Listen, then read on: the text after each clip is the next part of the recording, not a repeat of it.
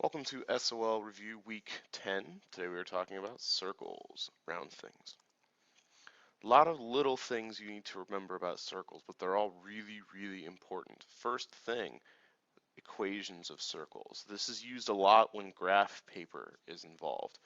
This is standard form right here. X minus h squared plus y minus k squared equals r squared. And you get a bunch of important information from it. For example, the center of the circle. Notice the center is located at HK. Right here we have minus H and minus K. So the thing you need to remember is when you go from your circle, the equation of your circle, and you get information out of it, to get the center, you always change the signs of the numbers by the variables. So if it's positive, you switch it to negative for the center. If it's negative, you switch it to positive. Positive, negative, negative, positive. This works in both directions. If you have the center and you need to go back to the equation, again, you have to change the signs here. The other thing you can get is your radius. This is always r, but notice in the equation it is r squared. So when you go from your equation to finding the radius, you have to square root. That's this, the little house, the radical. If you are going from your radius back to the equation, that's a terrible arrow. Let's try that again. Back into the equation, you have to square it. That's with the little 2, the exponent. That's equations of circles. This is a really important topic to know. There's not much to it, but it's really easy to make mistakes in it. And again, the most important two things, anytime you're dealing with equations of circles, you need the center and the radius. If you have the equation, you automatically get those things, but this is more important if you have other things that are going on, like maybe you have two endpoints of a diameter, or maybe you have, the length of something. You still need to find where is your center and where is your radius before you can actually create this equation. There's a bunch of different angles that you deal with when you're talking about circles, and the most important thing is find the vertex. This lets you know what type of angle you are dealing with, and it helps you to remember, okay, well, central angle. It helps you remember the pattern. Central angle, the vertex right here, is on the center. That's why we call it the central angle. An inscribed angle, doesn't matter what the angle looks like, as long as the vertex is on the circle itself, it is inscribed. I say this because you could have an angle that looks like this. This vertex is on the circle. Who cares if these parts, these sides of the angles leave the circle, go through the circle? You look for the vertex. That's your biggest clue as to know what you're talking about. And in this type of example, your angle is always your arc divided by 2. So let's come back here. Your central angle always equals your arc. So if this angle is, say, 70 degrees, this arc from here to here, where your angle sides of the angle end, is also 70 degrees. Right here, let's say this arc is 70 degrees. Your angle here would be half of that, 35 degrees. Your angle equals your arc divided by 2, or you take your angle and double it to get the arc. Those are for inscribed angles. And then there's these next two. One is called the interior, because your vertex is anywhere on the interior that is not the center, and it is not the circle. Exterior, your vertex of the angle is anywhere outside your circle. And again, this one has a lot of different ways that it can look as well. But again, all you look for is the vertex. When you're looking for interior angle, let's say we are looking for this angle right here.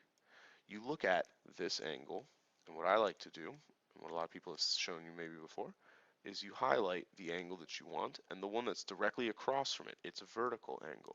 This lets you know what type of angle you are dealing with, and it shows you which arcs you need to worry about. Because for interior and exterior, you don't just worry about one arc, you worry about two. So you need this arc and this arc. So this angle right here or here, is equal to the sum of these two arcs. You add them together and you divide by 2. So let's say we don't know the angle, but we know this arc over here is, let's say, 105, and let's say this is 35. You would do angle equals arc plus arc, and then divide that by 2. I know 105 and 35 is 140. When you divide that by 2, that would tell you your angle is 70 degrees. For an exterior angle, here's your angle outside here, and you look at the two arcs that are your circle that are inside your angle, right? So arc number 1 is right here. This is the little arc. Arc number 2 is here. That's your bigger arc. The bigger arc is always going to be farther away from your angle. That's just because as your angle goes along, it gets bigger, it gets wider. So big arc and small arc. Let's say, for example, we know the angle. Let's say our angle is 20 degrees. And we want to find the big arc. And let's say our small arc is 30 degrees. Your angle equals big arc minus small arc. We said this was 30. All divided by 2. You will solve for x, your big arc, by multiplying both sides by 2. The whole reason we multiply by 2 is to cancel out this fraction. When you do that, you do not also multiply up here. The 2 is only used to cancel out the fraction. So then you multiply on the left. 2 times 20 is 40 equals x minus 30. You add 30 to both sides. I honestly didn't mean for this to happen, but your big arc is 70. That's a whole lot of 70s that I did by accident. But anyway, angles in circles. There's not a whole lot of cute tricks for this. You have to remember these 4 different angle types. You'll have to recognize them if someone tells you, hey, this is an exterior angle, or by looking at it. And you have to remember your 4 patterns. So again, a central angle, the angle equals the arc. That's the easy one. It's always the same. Inscribed angle, your angle equals half of your arc, or 2 times the angle equals the arc. Interior angle is arc plus arc over 2. Exterior angle is big arc minus small arc over 2. And if you're ever confused, you have to write down, I would at least write it down just like this. Angle equals arc plus arc over 2. Angle equals arc minus arc over 2. These aren't so bad because you either just double it or cut it in half, or you copy the exact same thing. Segments, you can remember 2 different ways, pop and ow. Pop is the easier one. This is what I think of when I think of inside. Ow is outside. So, pop. This stands for the product of the pieces. And ow means outside times whole, as in the whole thing. So right here, this is an inside intersection. You see that? You haven't left the circle. You got segments inside. I break this down into 2 chords. This one and this one. Each one has 2 pieces. You set an equation where if this is A for this piece, B, this is C, and this little piece right here is D, you take the green chord and multiply the 2 parts, A times B. It will be equal to, take the blue chord, multiply its 2 parts, C times D. Not too bad. These next ones, ow, is the outside piece times the whole thing for both, because they're both outside. Again, blue chord, green chord. Let's do E. This piece on the inside is F. The outside piece is G. This piece on the inside is H. The biggest mistake that people make is the whole thing when you're dealing with outside times the whole. Let's look at the blue chord. Of that, the outside piece is E. times the whole thing. If you're walking along this chord, you cross a distance of E and then you cross a distance of F. You add these two together. Do not multiply these two together. If you take 2 steps and then you take 3 steps, you didn't take 6, 2 times 3, you took a total of 1, 2, 3, 4, 5 steps. So again, the whole thing, if it's broken into 2 pieces like this, add your pieces.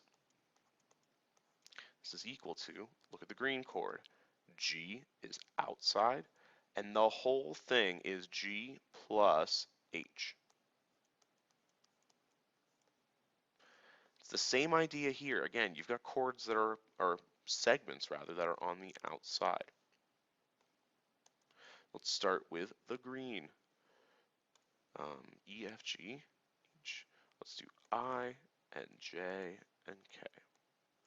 The outside piece for green is I. The whole thing is I plus J. Don't get confused by this. For the blue chord, the outside piece is K. The whole thing is K. You can write it like this, or K times itself, or anything times itself, is that thing squared. Both of these ways work. But again, it's just the outside piece times the whole thing. Just because K is both doesn't mean you don't still do the pattern. Outside piece times the whole thing. This last one's super easy. If you ever have 2 tangents that leave from the exact same spot outside of a circle, they're congruent. Set them equal to each other. Tangent equals tangent. These last few examples are kind of like common sense once we get this far in the year. If it looks equal, it probably is equal. If it looks like you should be trying the right triangle, you should probably be using Pythagorean theorem. The fact that you have to remember for this one is that the radius, where it meets the tangent, you know this is the tangent because it only hits the circle at one single point right there. They intersect at a 90-degree angle. That's where this right triangle comes from. And always remember, across from your right angle is C. So this entire segment is C. Sometimes you'll have to add 2 pieces together, sometimes you won't. This will be your A, this will be your B. Set up the Pythagorean theorem and solve for whatever piece they ask for. Or if they're asking if this is tangent, what you'll do is you'll check to see that A squared plus B squared does equal C squared. If you do a problem and it's asking is B tangent and you get this side is not equal to this side, you would say it is not tangent because it is not a right triangle. Other facts: if you have 2 chords that are congruent, the arcs that they're at their endpoints here and here are also congruent. They will have the same measure. Here, it looks like a lot's going on, but really not a whole lot is going on. What all this nonsense in the middle is telling you is that these chords are the same distance away from the middle. So you know that this chord is congruent to this chord, which if we use this pattern again, means this arc and this arc are congruent. You don't necessarily know that this arc and this arc are congruent. In fact, it's usually not true, but you do know, whoops, that these arcs and these chords are congruent. Lastly, if you have a chord, that's this piece right here, that gets intersected by a perpendicular diameter. That's this right here. It goes through the center of the circle. It's perpendicular because of that right angle. You get a whole bunch of pieces that will be congruent. Both pieces of the chord, both arcs, and then these large arcs over here will also be congruent to each other from here to here and from here back down. Let's try some examples. You need to write the equation of a circle that has a diameter with endpoints here and here. Again, when you're doing this, you need 2 things before you can find the equation. If you're given graph paper, which on the SOL you're always given graph paper, you should graph these points. 3, -2, -1, 2, 3, 4, 5, 1, 2, 3, 4, 5, and 6. This is a diameter, so you can imagine I'm just going to do this just so you can have an idea that the circle goes something like this. Let's pretend it goes through those points. We need to find the middle. We need the center, and then we need to find the distance from the center to one of those endpoints. That's our radius. So here's what I would do. I would count the distance I traveled down. I would count the distance I travel over, because what I need to find is in the middle is the center of our circle. So I notice that going down, we go 1, 2, 3, 4, 5, 6, 7, 8. If I want to go halfway, that means I have to go down 1, 2, 3, 4. 1, 2, 3, 4, 5, 6, 7. To go over, we also go 8. So I need to travel a horizontal distance of 4 to go halfway. And if I find where those two meet, this, and again, diameter goes straight down there, is our center. Our center is located at -1, 2. That's half of the information we need. Now, we don't want the whole thing. We need a radius. So if we take and break down a smaller right triangle, we can use Pythagorean theorem to find this missing distance, which is r. We know this length is 1, 2, 3, 4, and this length is 1, 2, 3, 4. If you need to, you can redraw this. If r is our hypotenuse, we will do 4 squared plus 4 squared, and let that equal r squared. 4 squared is 16. 16 plus 16 is 32, is equal to our r squared. I'm going to leave a little star right here because we'll need this in a second. But what I notice is I need to find r, that's our radius, take the square root of both sides. You get the square root of 32 is equal to r after you've taken the square root. So you can write the radius as the square root of 32. Or if you remember how to simplify this, the square root of 32 is equal to the square root of 16 times the square root of 2. And we know the square root of 16 is 4. 4 times the square root of 2. You could write that as well, but really the square root of 32 should be okay. If it ever asks you for the simplified version, this is what you have to use. So we have our equation. We have our center. Now remember, we're going from our center to an equation, so we need to switch these. -1 goes with our x, so we really write x plus 1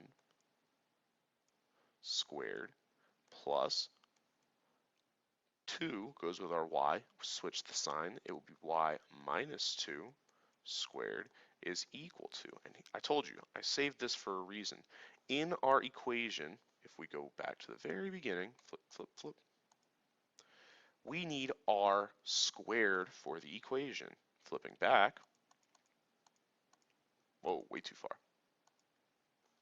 Here's our r squared. We found it already. 32 goes right here. Or you take your radius, which is the square root of 32, and square it, and you still get 32. But that's the equation of the circle with that diameter. Whole bunch of angles, and again, the first thing I'm going to notice is where is my vertex. Here's one. That's the angle that we are given, this 28-degree angle. And we are told to find the measure of angle K. Well, here's angle K.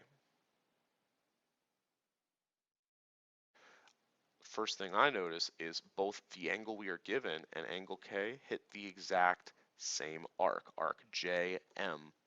Because they are both inscribed angles and they both hit the same arc, you know they have to have the same degree. Because if you figured this out, right, we can do this the long way, but my answer would be right now, angle K, the measure, excuse me, let me capitalize that. The measure of angle K equals 28 degrees. And I'll prove it.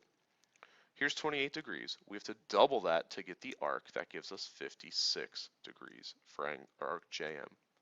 To get this angle K, it's equal to half of the arc. So you take it and divide it by 2, and hey, look, we get 28 degrees again for angle K. But if you knew that both angles were inscribed, they both hit the same arc, they have to be congruent. So you don't have to go and show all this work. This one, this is an angle in the interior. I know this because the vertex is on the inside and it's not the center. I write this down every time. Angle equals arc plus arc over 2. We are dealing with this angle, which means we need this as well. Luckily, we have both arcs that we need, 60 plus 20. So your angle, actually let's just call it x. We know what it's called. X equals 60 plus 20 over 2. 60 and 20 is 80. Half of 80 means x is 40. Right here, our angle is in the exterior. Angle equals big arc minus small arc over 2. But the key is you do not write x equals. X is an arc. It's right here. You do not always put x first. The thing that always goes first is the angle. Our angle is here. 38 is equal to big arc minus small arc all over 2.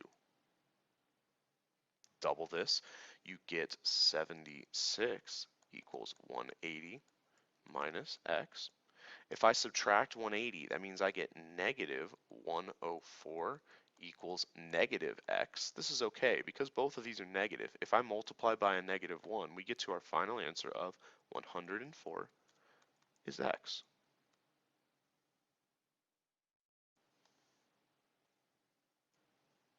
Segments. This is an outside one, so we will use ow. Outside piece times the whole thing. Here's one, and here's the other. I'll do the blue one first. The outside piece is 2. The whole thing, we have to add these numbers together. 2 plus 16 is 18. This is equal to, let's look at the pink chord. X is the outside piece, x is the whole thing. So we can do x times x, outside times the whole. 2 times 18 is 36. X times x is x squared. Take the square root of both sides, you get 6 for x. Now, when you take the square root of things, you usually will write plus or minus 6, but because you can't have a negative distance, we won't use the minus 6 this time, just positive. This is an inside segment problem, so we use pop, or the product of the pieces. Blue chord, pink chord, do one at a time. Blue, multiply your two pieces. 3 times x is 3x. Pink, 5 times 9, 45. Divide by 3, x is 15.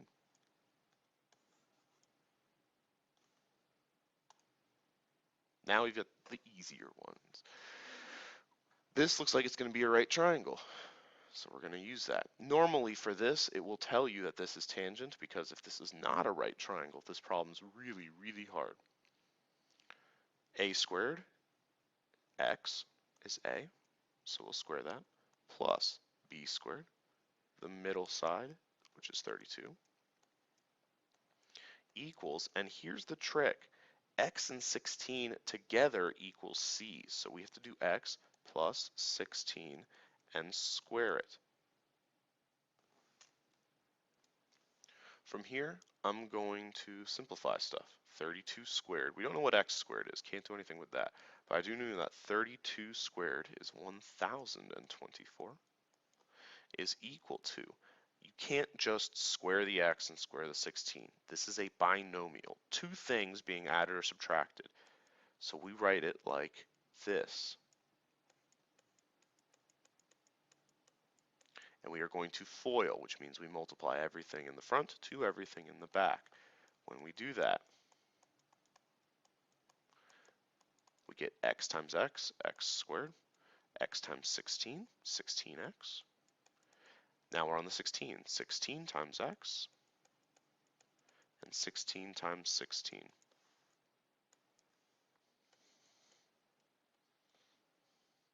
Combine your 16s. X squared plus 1024 equals x squared plus 32x plus 256. We're very lucky because what I noticed that's really important is we have an x squared on both sides of the equation. If you try and do anything to cancel that out, because really when you get an equation like this, your goal is to get all the variables over to one side, all the numbers over to the other. So when you try and cancel out this x squared, the only thing you can do is subtract it, and that cancels it from both sides. So what you're left with is this 1024 is equal to 32x plus 256. If you subtract away the 256, this is getting x all by itself,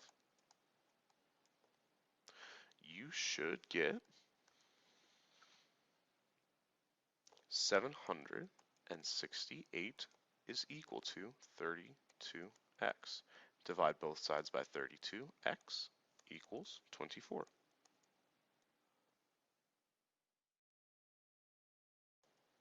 Right here, two tangents, these things will be congruent, which means you set the pieces equal to each other. X squared minus 1 equals 24. Add the 1, x squared equals 25. Take the square root of both sides. Whenever your last step when solving for x is taking the square root of both sides, your number should be a plus or minus. And this is something we'll check to make sure if it's okay. Plus 5 or minus 5. The reason we check this is because when we plug in x squared, if you do 5 times 5, that gives you 25. 25 minus 1 does give you 24. If you do it with the negative, a negative times a negative will give you a positive. So negative 5 squared will also give you 25. 25 minus 1 will still give you 24. So x can be two things this time, plus or minus 5. Last one is super easy. Congruent chords means congruent arcs, which means set them equal to each other. 2x will equal x plus 40. So take away an x. 2 minus 1 is 1, x is 40. And we are done. You have a few practice problems of your own to try. Give them a shot. Good luck.